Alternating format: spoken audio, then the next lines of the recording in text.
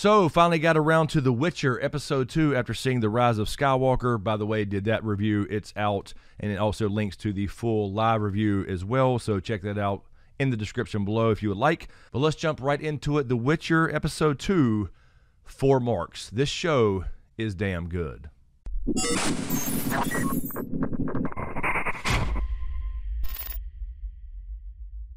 All right, so we get to finally meet Yennefer in this show, and I think Anya Chalotra did a really, really good job here. I mean, I think you really, really felt for her. This was the shorter version of the story where she is known to have partial elven blood. The elf story comes to fruition here in this episode. Essentially, they kind of cut it a little bit short, but it's essentially the same thing. It definitely got across the message about how she's a hunchback and she's picked on, and her father blames her mother for elven blood and all that stuff, and her father sells her for 4 marks to the Brotherhood of Sorcerers, and that's essentially where the title came from in this episode. So she did a really good job of portraying Yennefer as this, you really felt sad for her. She got picked on by that little couple in the barn. Her dad's, kicking her around. And in the longer version of that, her mother used to take up for her, but eventually, when dad was going to leave, she started kind of beating on her too. So she's been abused in every way possible, and you can really see that. So I think she's doing a really good job and will be a really good Yennefer. I like how we're flashing over to Ciri in between all the main characters and their stories, and they're paralleling these stories as well. We see Ciri a little bit, kind of learning how it is to be, common folk. She's kind of getting a reality kick in the face type thing.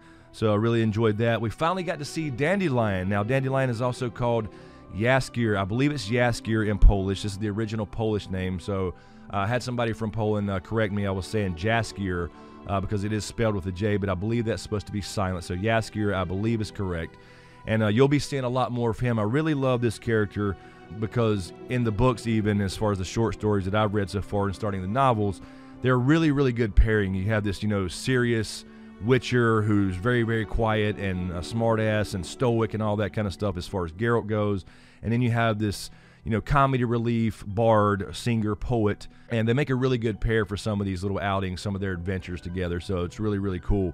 So they get a job for a so-called devil, and this is straight out of the short story called The Edge of the World. And this Edge of the World short story centers around kind of the backstory of the elves and how they were basically destroyed by humans. Again, this is another fantasy story where the humans are essentially the bad guys, not everybody, but in general, because they were taught magic by the elves and then destroyed all the elves so they could keep it for themselves or whatever. That's the general premise behind it. So that's what you're learning about in this episode. And I really like how they do the parallel story. So you have Yennefer over here learning about the elf story as well from Istrid, and which is her lover, essentially her secret lover, the sorcerer that she portaled to by accident. And so she's learning the story about the elves and how they created all this stuff. And then at the same time, you're getting the same story from the Edge of the World short story version, which was the very shortened version of it, obviously, with Geralt and Dandelion going on his first adventure with Geralt. So they're going after the so-called devil, and it's really a monster called a Sylvan. And you can see that they're kind of showing you some of the different monsters and stuff in this world, and you can see they're not all evil, just mindless monsters. He was actually trying to help the elves out, so he was stealing the grain or whatever, and Geralt got the job. And you can see it's really getting more revealing about Geralt's character, because he's not just taking money and going and killing something or running it off or whatever. He tries to help them out by making deals or whatever if possible. Now, he does kill things when he needs to, no doubt about it, but you can see that that's kind of the running theme as well about Witchers, is you hear everybody telling him when they meet him, is it true that you don't have any feelings going through your mutations? And he really doesn't dispute that. They want to kind of keep up this mystique about themselves, but obviously you can tell that he does have emotions and he does give a shit about people, which goes back to kind of not choosing between the lesser evil. You also heard the term chaos quite a bit in this episode, and you'll continue to hear that. That's generally described, I guess, as the overall magic or power, just the ability to do these things in this world, which happened by what's called the conjunction of spheres. That's when magic came to this world and monsters, etc. And magic is the idea of controlling that chaos, and that's basically what Yennefer and some of these other sorcerer girls are. They're conduits of that, so this happens a lot in the world of The Witcher on the continent. Girls, particularly if they're considered ugly, are sold to these maid schools, and they learn to become sorcerers, and they're assigned out to places in the kingdom. Very similar to, I guess, the maesters of A Song of Ice and Fire or Game of Thrones. The maesters go and they're trained in various arts and whatever, and then they go out and serve lords all over the realm. Very similar with sorcerers in this world, so that's what these sorcerers are doing. The Brotherhood of Sorcerers trains them up if they don't die, and they send them out to various kings and queens, etc. So you'll probably see more of that as well. You saw that a little bit in Cintra with Ciri and her escape in the last episode, where the mage there, the sorcerer, he had been assigned to Cintra as well, just like everyone else when he went through his training as well as a sorcerer. So that's very similar to maesters in the world of Ice and Fire. You see some of the training Yennefer's going through, and she don't really believe she's that good, but they know she has a lot of potential because of elven blood, and that's what's going to come through later, I think you'll see. But you can see she's kind of accepted her fate as being a sorceress, and she wants to become better, and it gives her some kind of hope or whatever when she's been through all this hell in her life. And again, as I mentioned before, I think Anya Chalotra is doing a really, really good job with Yennefer. And I assume in episode 3 that we will get to see a big transformation for Yennefer. You also get a lot more backstory on Yennefer, as I mentioned before, with her elven blood, and that's why she has the potential to be such a powerful mage or whatever. Again, I like the idea of them telling these kind of parallel stories as they all learn the back history of the elves, so this world building essentially in the show. So Ciri, Yennefer, and Geralt's stories revolved around the elves and their history with humans, etc.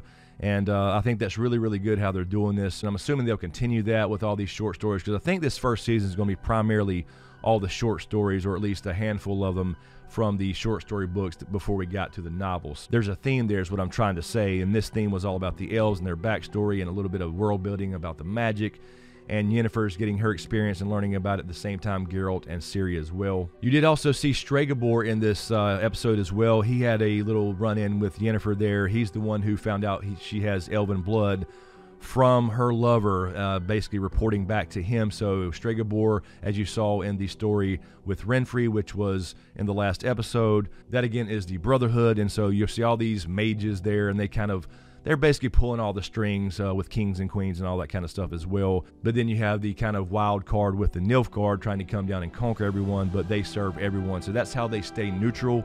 Again, very similar to the Maesters and the world of Ice and Fire. So you had Ciri meeting the boy that helped her out, who we thought was mute, ends up being he's actually an elf as well, so it fits into the whole theme of this episode. Ends up that he actually can talk, and he tries to help Ciri out. We'll see more of that upcoming very soon, I think. And as far as the story of the Edge of the World, they really cut that short as far as a short story, but eventually they do let them go because, of course, Geralt kind of talks to the old elf king or whatever, and he makes him realize, you know what, humans did some bad things or whatever, but other people do what they got to do to survive, including me, because I'm not a human. I have the same kind of, prejudices against me because of what I am, being a Witcher, so they have a lot in common, and he basically works with him so he's able to survive, and that's the message he got across to the elf, and he lets him go, and that starts the first adventure with Geralt and Dandelion, and I really, really love the closing of this episode, where Dandelion is now kind of writing a song to kind of help change Geralt's reputation, because he did save his life, and he sings the great song, Toss a Coin to Your Witcher. I thought that was outstanding, so really, really enjoying this show so far. Let me know in the comments below what you think about The Witcher so far. Are you enjoying it as a fantasy show? You're going to see a lot more magic and monsters and stuff, but as you can see already, it's not going to be just a monster hunter for hire where he runs around killing ugly creatures.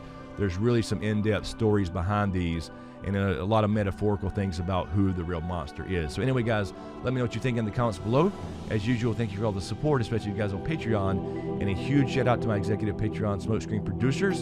And please, if you dig what I do here, give these videos a like, comment, and a share. And of course, take a second to hit that subscribe button below to be sure to get everything, and click that notification bell twice so you're notified when I drop a new video. So thanks for watching, and we'll see you next time.